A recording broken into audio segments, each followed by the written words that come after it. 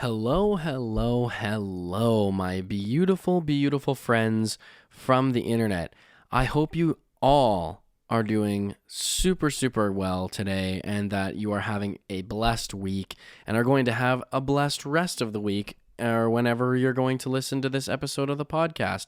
So, want to say, first of all, thank you for anybody who's tuning into the show right now, and thank you to anybody who has tuned into the show and is a new listener. I know we're getting new listeners all the time, so that is super, super, super exciting to have everybody tuning into the show. It's just it's awesome. It's unbelievable, really. It's a super, super cool thing for me to see, and I'm very, very thankful to have so many people who are enthusiastic about tuning into the show every week. To be honest, I don't I don't know. I really even don't know why.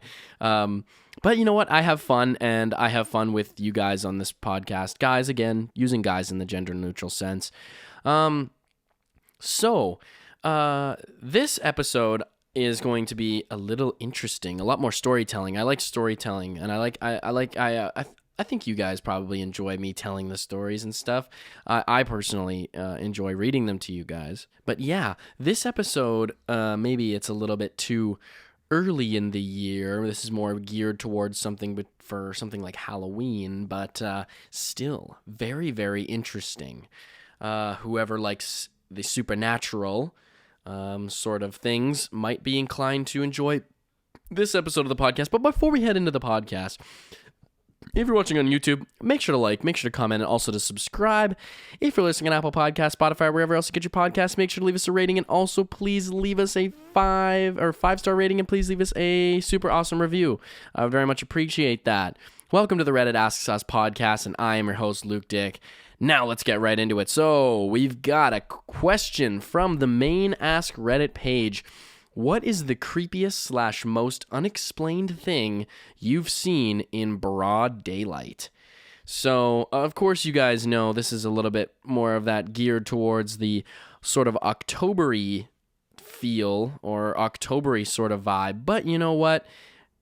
You can tell creepy stories all year. I feel like everybody's got at least like some sort of creepy story or some sort of weird thing that's happened to them that they can't really explain. It's just it's one of those things, man. It's part about being human, because who knows? It could be anything from a trick your mind's playing on you to something that actually is pretty weird and freaky. And plus, I feel like we've been seeing all these movies recently that are just making things more vivid for us in our mind. Like, oh, geez, maybe that moment that I had was more creepier than I thought until I've watched this movie on Netflix or whatever. All right, anyways. So, we got the first story here from Britex. Weird intersection near my house that about 3 months ago started to be torn down for being too dangerous, replaced by a roundabout. Funny thing is, it was a normal intersection, 4 directions, 2 lanes, 2 in lanes, and 2 lanes out, with dedicated left turn lanes, except just about every week, someone crashed there. Every month, we'd hear of a near fatality or worse. Police couldn't figure it out, so they started to petition them to change it. They changed the light pattern and reduced the speeds, which brought total crashes down. But here's the fucked thing. Serious injuries tripled. It got so bad, they posted cops permanently to monitor the intersection, and what they noticed was, if they watched the intersection nonstop, nothing would happen. But the instant you'd take your eyes off of it, someone would speed through a red light or make a left turn on a red. Then finally, they tried one last thing, removed 2 of the lights in favor of stop signs on one of the roads. First day, there was a multi-car pileup. Second day, there was a minivan rollover. Third day, the mayor's daughter hit someone going 50. Day 4, intersection was closed for construction. This is weird. And first of all, I gotta say, I'm not a big fan of roundabouts. I think roundabouts can be hella confusing, especially if you're not like a local to the area. Like if you're a local to the area, you're familiar with the roundabout. You know, you kind of get, you know, how it works and whatnot. But that's the thing is, roundabouts can be so different depending on what city that you go to. And like I live here in Halifax in Nova Scotia, Canada, and there's like I wouldn't say So like just past downtown. I don't know how I would even describe where in the city this is actually going, but there's like these two roundabouts, and both of them are just like very different from each other. And I always get confused. I'm always cutting people off, or I don't know. I'm not much used to roundabouts. Big not a roundabout fan, if you guys can't tell. But maybe something that's contributing to these accidents can also be the fact that you guys are constantly changing the rules. You guys taking away lights, putting in stop signs, changing lanes, changing directions. Like maybe that might in all such a short period of time, because that would make sense, right? As some people, you come there one day, there's a stop sign, and then you go there the next day and it's a set of lights, and then you go back the next day and it's a stop sign again. Like that might be it's worth considering that could be contributing to your to all the accidents that are happening here. However, it does seem quite interesting that they still are having persisting injuries, and that the weird intersection was torn down originally because it was too dangerous. And then they put a roundabout there, and it ended up being more dangerous. So it's odd. It is odd, even if you consider the fact that they're constantly changing the rules.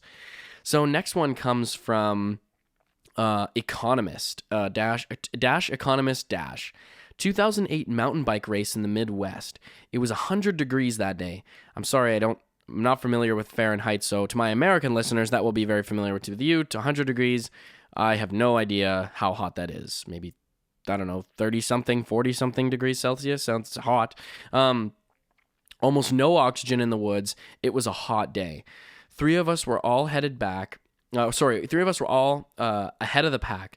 We were about to lap another racer when he rode off the trail and down a steep ravine. All three of us stopped. The ravine was steep and very deep. We found his bike halfway down. We never found the racer. They sent a search party and found nothing. To this day, he's never been found.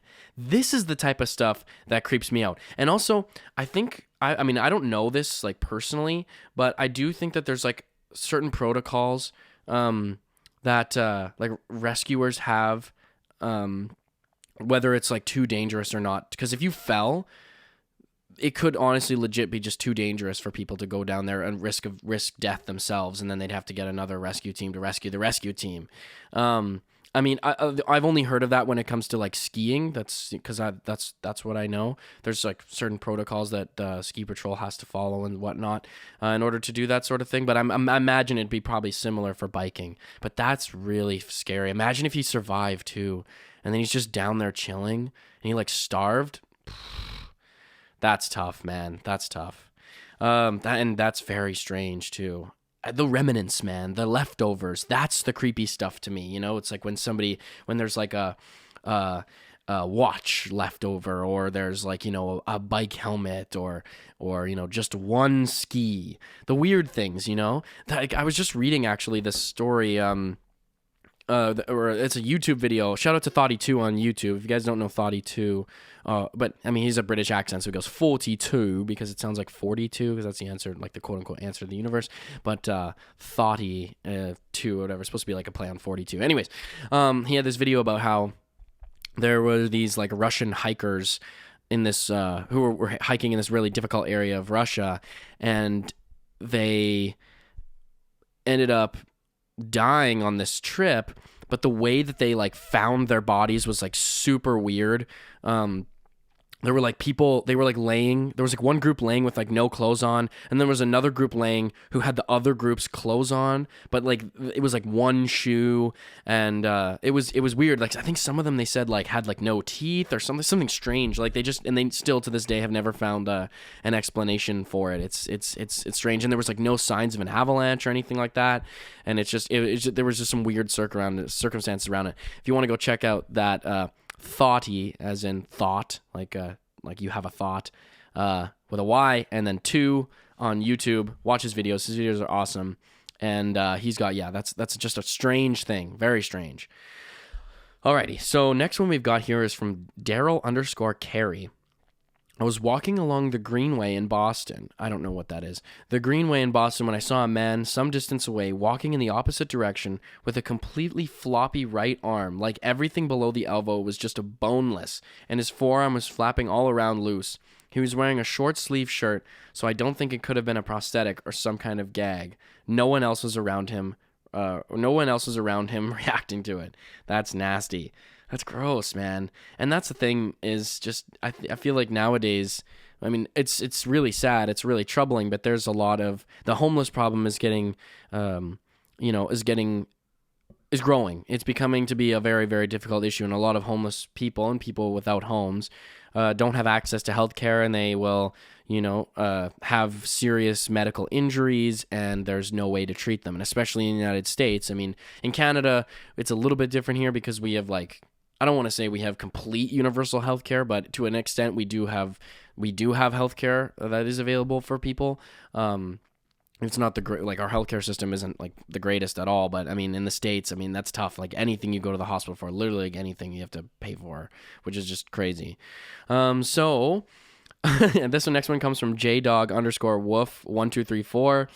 I was a kid, about 15, seen some old man, looked about 70, opened up a sewer gate and just hopped in. He's just chilling, just going home. He's going home, man. He's packing up for the day. He's done. He's like, gotta head back home, back in the sewers, kick up the feet, It reminds me of what's his name, from Spider-Man, the lizard guy, Dr. Connors. It's just Dr. Connors, man. Dr. Connors is just going home. He's just headed back to the lair. He's headed back to conduct some more experiments, trying to get us all made into lizard people. What's your problem, bro? You got a problem with that? Anyways, so this next one comes from I Only Want the Neck. That's odd. Username? I don't know what that means. Anyways, when I was a teenager, I was at a friend's house when his parents and family were not home.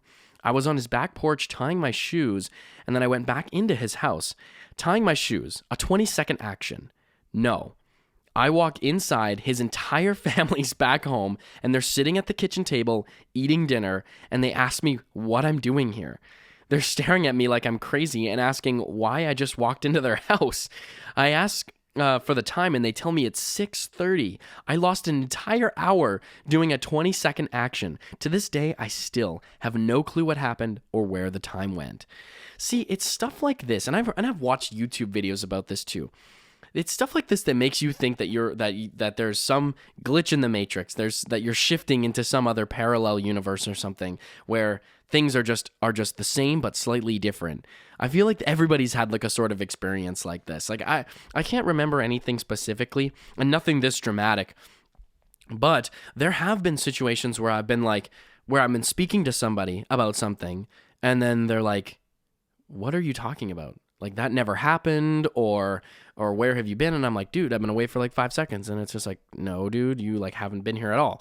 Just those weird things. I feel like everybody's experienced something strange like that.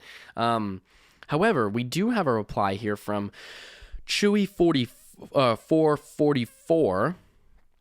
And it says, I used to experience pretty big lapses of time as a kid to my mid-teens. Did some research into it, and it could have been, I found the term as a petit mal seizure to describe what happened most accurately. Doing a little bit of reading might have been what happened to you too. For me, it happened mostly due to stress, but it would freak out anyone near me if they'd notice. I'd be sat there in class, blink, and then have a friend or a teacher shaking my shoulder saying they haven't seen me move in half an hour. I've had it similar happen on the bus on the ride home. Guy next to me said I went to undo my clip-on tie, froze and didn't move for 15 minutes and just took off my tie. I have never have any memory of the time freeze, and as far as I knew, I just took off my tie. This is also reminding me of Fight Club. I just saw that movie this past weekend, but yes, I know it's a cult classic, and I know it's this great movie, and it is a great movie. But I just never got around to seeing it. I just never watched it, and it definitely wasn't what I expected. Of course, as somebody who's never seen the movie, and I've kind of tried to keep myself in ignorance of it, but it's got that sort of. I'm sorry, spoilers. Okay, spoilers ahead. for anyone who hasn't seen Fight Club. But, bruh, the movie was made in 1999. I mean, I'm the one saying this. I should have seen it earlier, but so should you. But anyways, watching this movie, it reminds me of kind of like, because the main character is, kind of sees a guy who's not there, like this whole, and he's kind of a figment of imagination. Sort of similar thing is like you think things that happen that don't happen, or you miss big lapses in time, and you're confused about what's going on, and what the actual motivation is for everything that's happening, and then you're just kind of confused, and you're left in loop, and you have to pick up the pieces. Anyways, okay. So, we've got another one here from Snoo Squirrels 4093. When I was a little girl, I was playing in my room one morning with my sister. I looked out my window and saw a man staring at us. I told my sister to leave the room and ran to get my father. He didn't believe me and thought I was crazy. Needless to say, I had an awful hard time sleeping that night. Throughout my childhood, I'd hear what sounded like footsteps outside at night, or my parents' car doors opening after they had went to sleep. Several years later, and this is where it gets interesting. Several years later, I looked at our house on Google Maps. I had always assumed we lived by ourselves in the woods, far from anyone else. It turns out there was a small house that looked like it was being lived in only a few hundred yards in the woods from us. My family was less skeptical of my quote-unquote crazy stories after I showed them that. Yeah, I remember reading this one and being like, oh yeah, this is, whatever, everybody's got this. And then I'm like, oh, just kidding. There's this cabin in the woods, man. Someone's got this little cabin in the woods. And you know what, man? If nothing ever happened to you, I guarantee it was some person who enjoyed to do that sort of stuff. Like, I can't remember. Like my dad is like, I'm not saying he's one of these type of guys, but he kind of is in the sense where he just likes to play stupid pranks on people. Like he told me the story about how, so when my aunt and uncle were living in an apartment, I believe it was in Calgary, my dad buzzed their like buzzer thing and pretended to be an RCMP officer and pretended that the building was on lockdown because there was like an active shooter in the building, but he was just messing around with my uncle, trying to just freak him out. I don't know if it was an active shooter or just, because that sounds kind of violent. I feel like it was, I don't know, something else. Something was going down in the building, and he's like, you need to stay in your room, and we're gonna come and evacuate you. And then so my uncle's like, my dad's like kind of giving him all these like police instructions, being very formal and whatnot. And my uncle's totally freaked out, and then my dad goes up, knocks on. He's like, you're gonna expect a knock on your door. It's gonna be the police. We're gonna. The building. He's like, okay. And so he's like, he gets my aunt all ready, and they're ready to leave. And then, my dad knocks on the door, and my dad opens it, and my dad opens the door, and my uncle's just like, you fucking, and that's just the type of, I don't like my dad. I don't know would ever do this to anybody who is like who he doesn't know, but there are weird people out there like that. Like, I mean. I'm sort of extrapolating on some stuff that my dad does. My dad would do that to us as kids. Like he would just screw with us in weird ways like that, like freak us out and, say there's like a monster in the garage or there's something in the garage and he'd be him and he'd freak us out and scare us or whatnot. I don't know. But anyways, there are weirdos out there that will do this sort of stuff and it's fun for them. They think it's fun and it's just, they're just freaking people out. So, all right, this next one comes from Kicking TV. When I was 15, my family went on a cross-country trip, and one night we camped in the Grand Canyon. We went to a ranger lecture around 6 p.m. This is the summer, so it was still pretty light when we were walking back. We went off the trail as a shortcut, and after walking a ways, noticed a light up ahead. As we drew closer, there was a man sitting at a desk in the woods with a lantern. Just a full wood-sized office desk in the middle of the woods. I distinctly remember he had long sideburns and feeling like he was dressed from a man from the 1800s. My dad backed us down towards the trail and we went our own way. The man never made a peep or looked up or acknowledged us. There were 2 adults and 3 teenagers, and we all remember the event really clearly. I don't believe in ghosts or spirits, but I have no explanation for what I saw. As I got older, I figured I was misremembering, But everyone else in the family says they saw the same thing. And that's the thing, is when you're like a teenager, when you're a kid, when I feel like things can become exaggerated for you in your mind. Like you might think that something happens and it's actually it doesn't actually happen that way, and your mind is kind of playing tricks on you and telling your stories. But when you're with like a parent or an adult and they relay that same story back to you, it's like, okay, this person is like a fully grown human being. They're my dad. They're an adult. They're not gonna, you know what I mean? If we're getting down to brass tacks here, and we're actually trying to be for real, and they're seriously, saying that they don't have no explanation for what they saw, and they saw the same thing too. That's creepy. That's creepy. So this next one comes from another X-Road deal. I think it's supposed to be another crossroad deal. It's clever. Very clever. In college, I lived on... It's weird. Sorry. In college, I lived on the 11th floor in an apartment with no balcony, and it was about 4:30 in the afternoon. I watched a man walk into my apartment about 10 seconds before I walked in and habitually bolted the door behind me. It was automatically locked on the outside. I was living with 3 roommates at the time, so I just figured they were having guests over. No biggie. I put my stuff on the couch and went to the back room to say hi to whoever came over. My roommates had no idea what I was talking about. It wasn't a big apartment, but I searched everywhere. My roommates stayed in the back bedroom, sufficiently freaked out. There was still no one else in the apartment, and the door was still bolted from the inside. Then there's a reply from the doctor _forever. He's in the walls. I don't know. I think that your roommates could have been messing with you. I don't know. But that's weird, though, because why?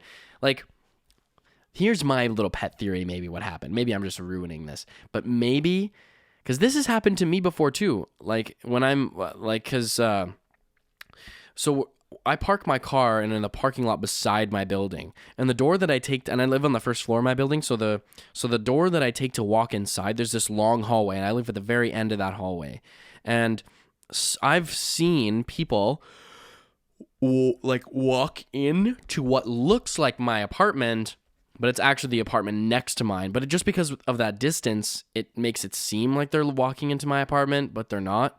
So I think maybe that's what happened, and this is just a person who walked into their own apartment. Maybe you thought it was your apartment, and then your roommates, and then when you said, hey, who's over? And then your roommates kind of like maybe decided to just go with it.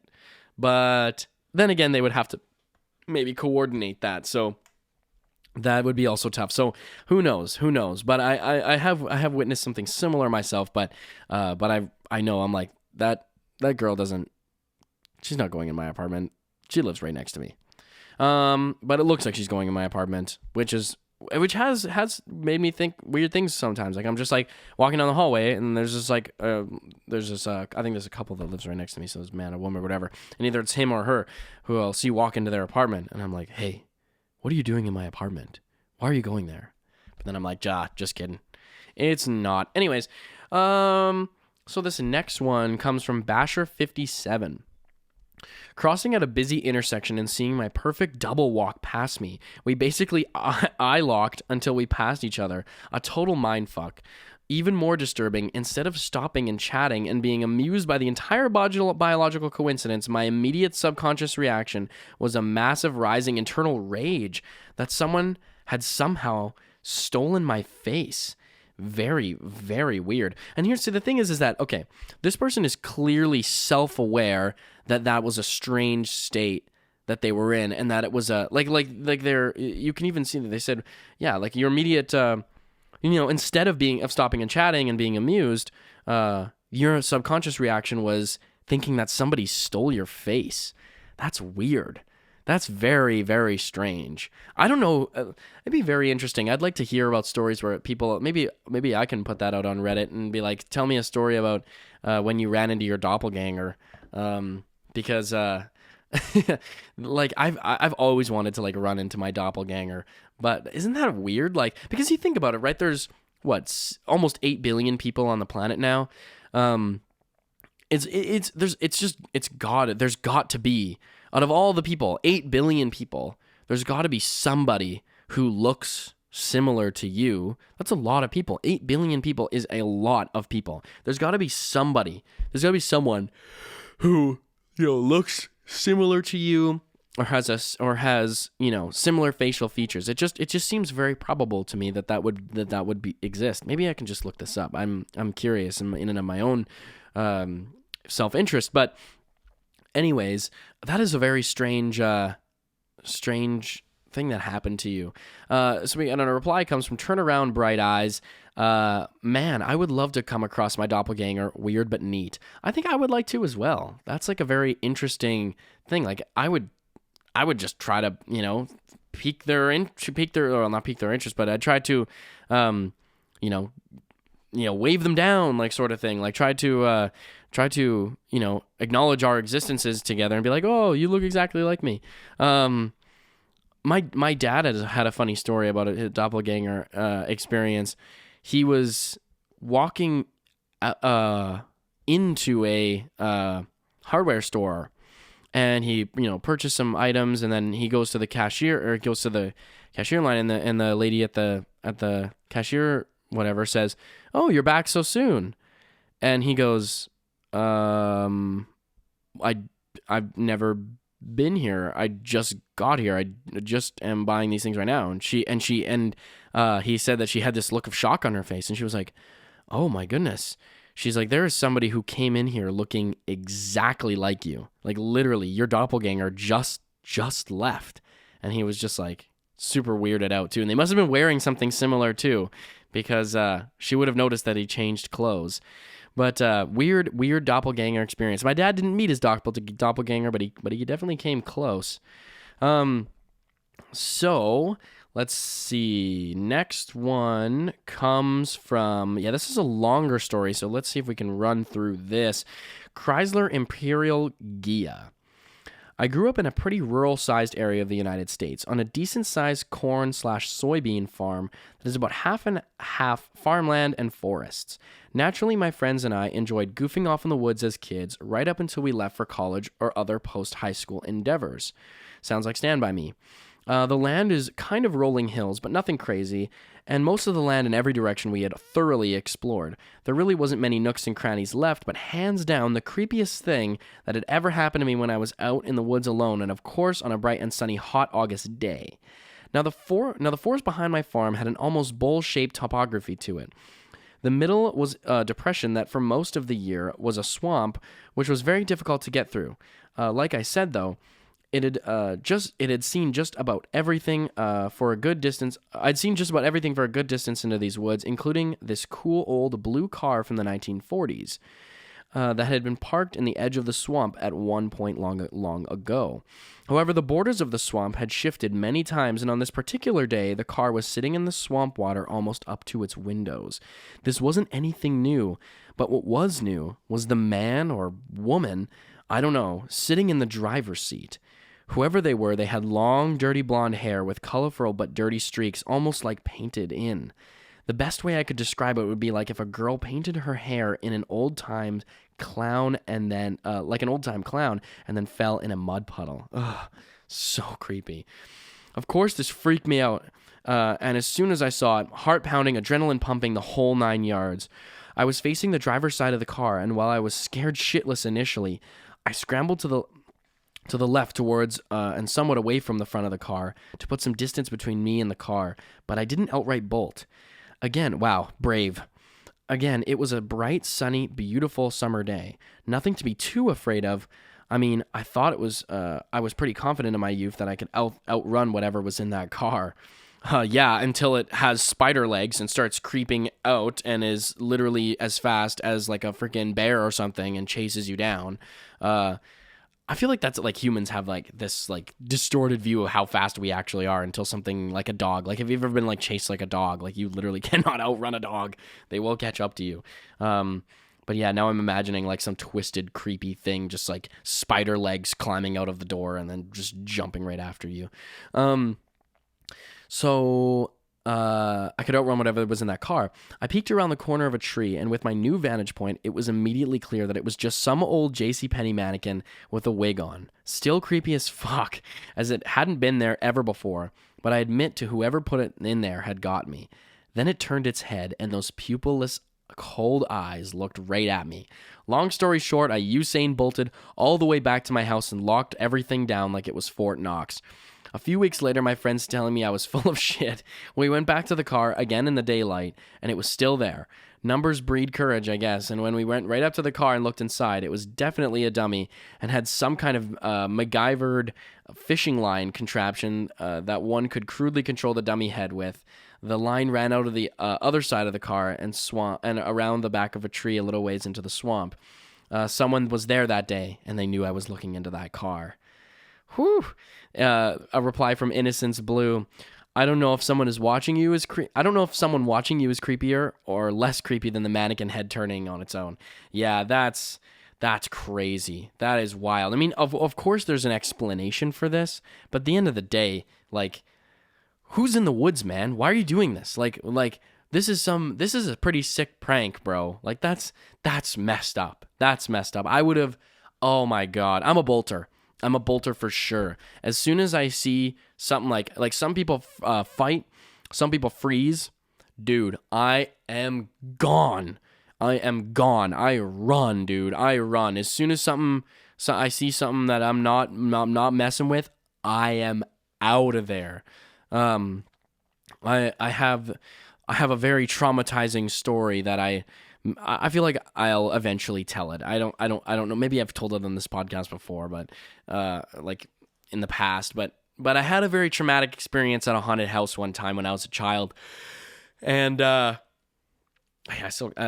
I'll tell this for a Halloween story one time. This is literally the only like story that I have that's like this. But we were at a haunted house, and a very scary thing happened, and I just bolted. I don't know how I found the exit to the door, or the exit to the house, but I just bolted, and I just started pounding on the door, being like, "Let me out, let me out, let me out, let me out."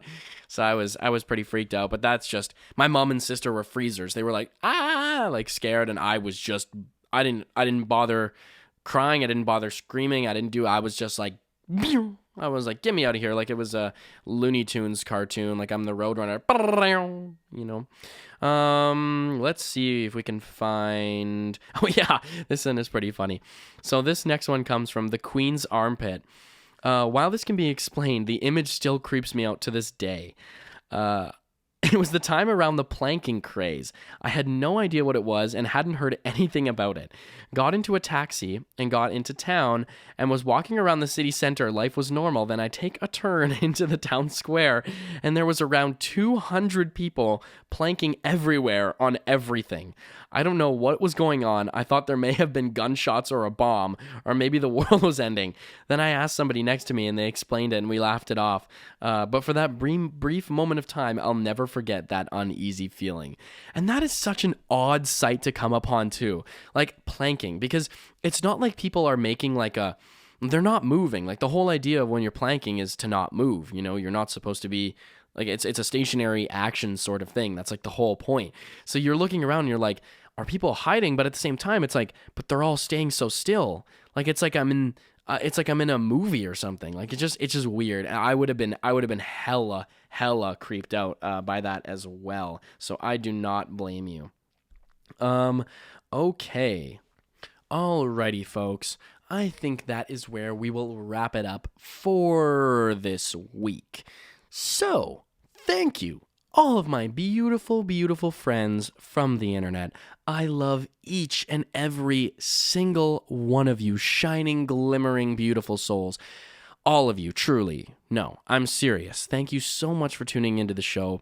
It's crazy to see how many people are tuning in now. Shout out to all my Pandora listeners again. I can't really see anything you guys are saying about the show or listening because I don't even have access to the app in the country that I live in. So that's kind of it's a little bit disappointing, but at the end of the day, it's unbelievable to see every one of you tuning into the show every single week. It's awesome. So I want to just give my extension of thanks and appreciation towards you. You guys are so awesome, and And I'm so happy that that I can create this content for you guys, and you guys tune in to listen to it, because that's just it's something I really enjoy doing, and it's fun for me, and I hope it's fun to listen to for you all as well. So without further ado, let's wrap up the podcast. So if you're watching on YouTube, make sure to like, make sure to comment, and also subscribe. If you're listening on Apple Podcasts, Spotify, wherever else you get your podcasts, make sure to leave us a rating, and also please leave us that beautiful, beautiful review. This is the Reddit Asks Us podcast. I am your host, Luke Dick, and I'll see you all next week. Peace out.